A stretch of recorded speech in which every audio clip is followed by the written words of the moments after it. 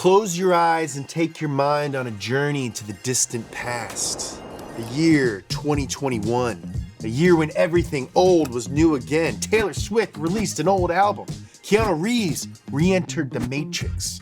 COVID rebooted itself a bunch of times. It was also the year that Ford completely reintroduced a line of SUVs that used to be one of their signature vehicles. It was a two-door truck made infamous by O.J. Simpson and your redneck cousin.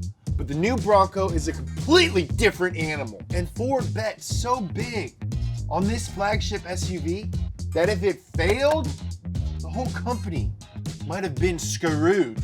This is everything you need to know to get up to speed on the second most popular vehicle named after a horse that Ford has ever made. I'm talking about the Bronco. At my nose, it's velvety soft.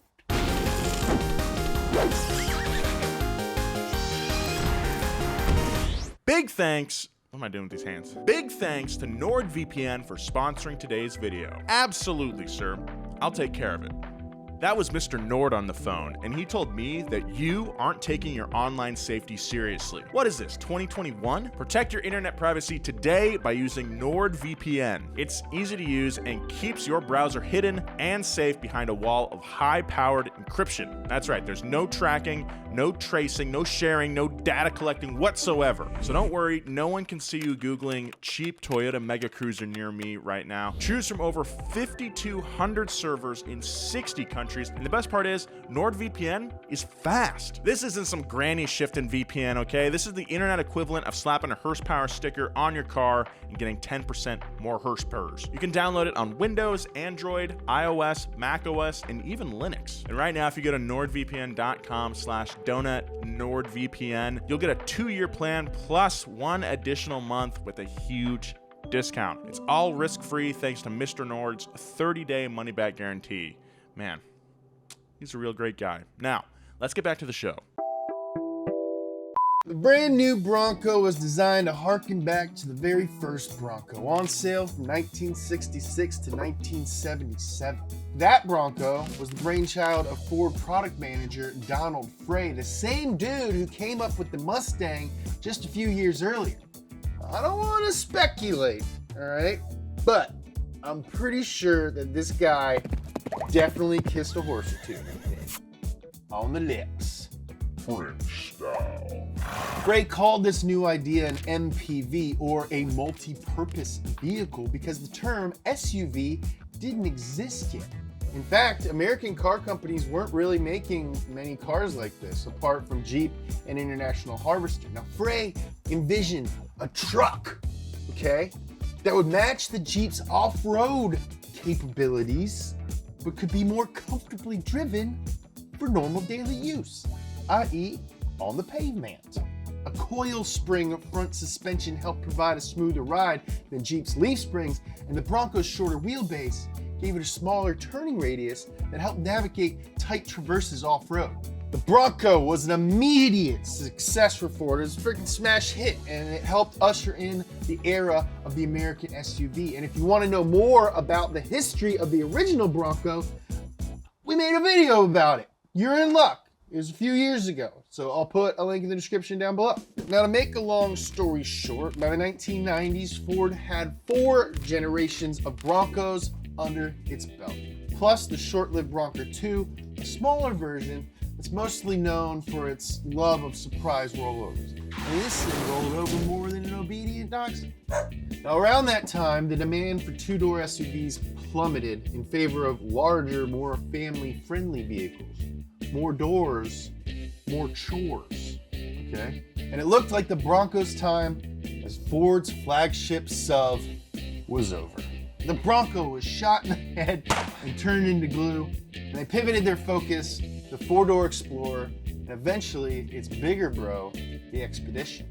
More SUVs followed as the segment exploded in popularity in the early 2000s. At that same time, a wave of retro designs and model resurrections like the new Beetle, the PT Cruiser, and even Ford's own Mustang took the car industry by storm.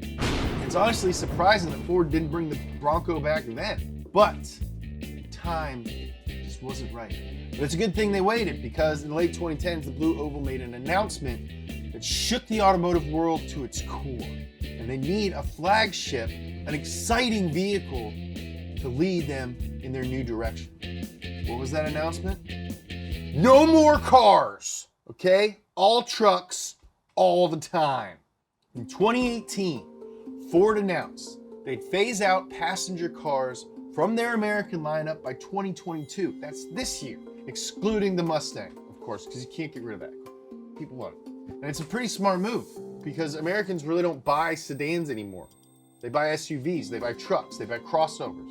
The F-150 is like the best-selling vehicle on the planet, so Ford had the truck game on lock. But what about their subs, okay? Where's the icon? All they had to do was bring it back from the dead. Dare I say, beat a dead horse in a good way? Now, reviving a classic car badge is not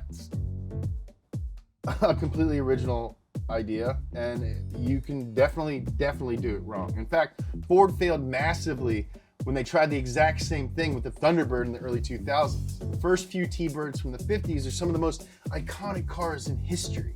They are the space age. The 2002 Thunderbird, there's very good reason that this car flopped. Now, I usually say that every car is cool, but this car is not cool. It's one of the worst looking things I've ever seen in my 22 years on this earth. It's like two different toddlers started drawing it at either end and met in the middle. I digress. For a more direct comparison, just a couple years before Ford dropped the new Bronco, Chevy reintroduced the classic two-door sport utility vehicle, the Blazer, as a mid-size four-door crossover. The original Blazer was actually designed in response to the success of the original Bronco, but the reaction to the new Blazer was like this. Now, for some reason, Chevy didn't feel that it was necessary to make the Blazer anything like the original, which was a really cool truck-based SUV with off-road chops. Instead, Chevrolet built a car-based SUV, aka a crossover, that prioritizes paved road practicality over off-road action. And then they slapped a Blazer badge on it. The Blazer is the worst-selling vehicle in its class. Now, this kind of thing can happen when a car company brings back a beloved brand like the Blazer or the Bronco, and if you screw it up, people are just gonna be like, you guys don't even understand your brand. You just wanna cash in on our love of nostalgia. It's a bad look. We'll get into how Ford avoided this in a minute. So, resurrecting the beloved Bronco seemed like a great idea, but Ford already builds like a dozen SUVs and crossovers, right? Where would the Bronco land? Jeep country. For the last decade, Ford sat twiddling their big fat thumbs as sales of Jeep Wranglers skyrocketed. They more than skyrocketed. With the release of the four-door Wrangler in 2007, Jeepers have become maybe the biggest, or definitely one of the most visible automotive subcultures in America. This could have been Ford with the Bronco, but the past is dead. The only time we have is now. With this in mind, Ford found a place and a purpose for the new Bronco. The bucking horse would take on the undisputed heavyweight champion, one of the coolest cars named after jeans, the Wrangler. That was only part of the plan, all right?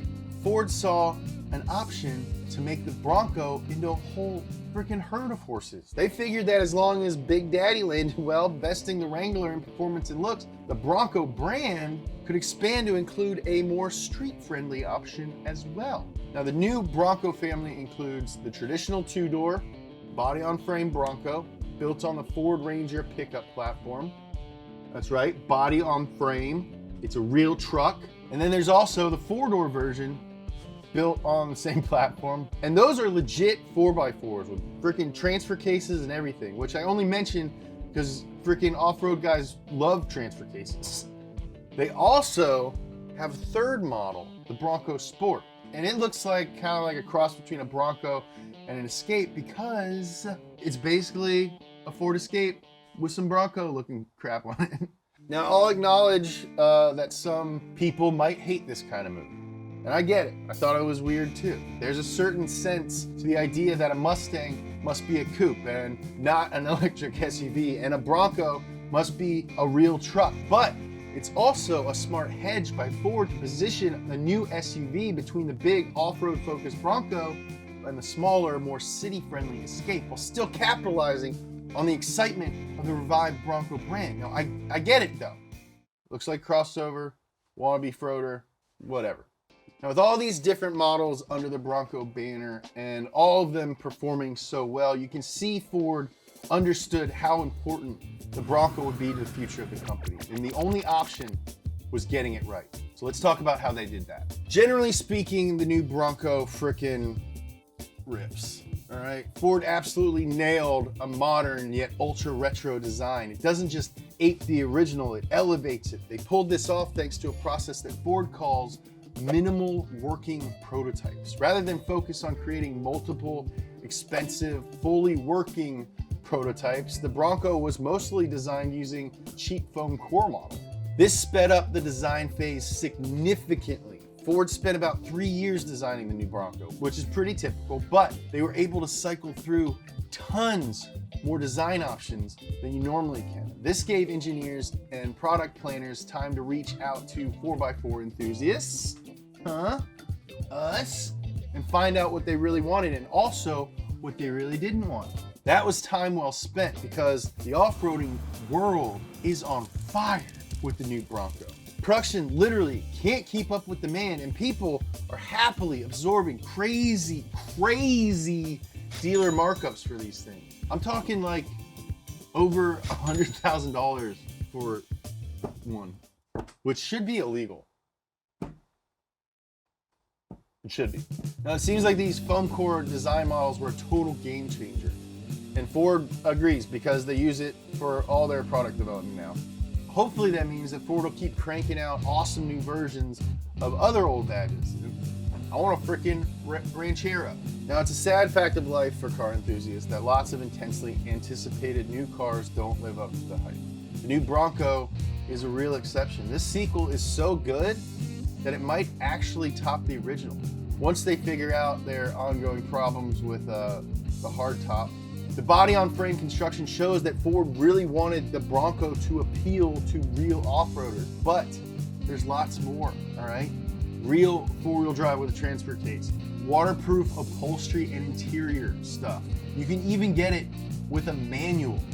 In fact, the Bronco is the only Ford truck or SUV available with a stick. Ford is a truck company now, at least in the US, and that's the plan for the foreseeable future. That's why it was so important for the new Bronco to tick all the boxes.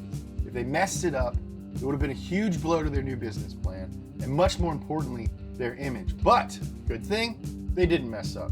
They took a gamble on a retro flagship to lead them into the future, and they nailed it. Bronco. Hey you want to get buff this year? Well, listen up, Pasta Arms. Donut just released the ultimate gym attire, and I'm here to show you how to get it workout ready. So pay attention. Step 1. Buy this beautifully designed shirt for just $29.98. That's way less than $30. Step 2. Get some scissors out of the drawer, the one that we all have in our kitchen. Step 3. Carefully cut off the sleeves like so. You'll notice with each snip that this shirt is made from high quality cotton. Now doing this will help airflow as well as highlight your soon to be sculpted arms. So go to donut.media.com and get all sweaty in this new Buff Horses shirt today. Thank you for watching this video and everything else on Donut. Make sure to hit that subscribe button so you don't miss anything. Go to donut.media.com. We're really focusing on merch and stuff. We're dropping a new item like almost every week. Get on the mailing list so you know about it. Follow me on Instagram at James Pumphrey. I post like 8 times a year. I love you.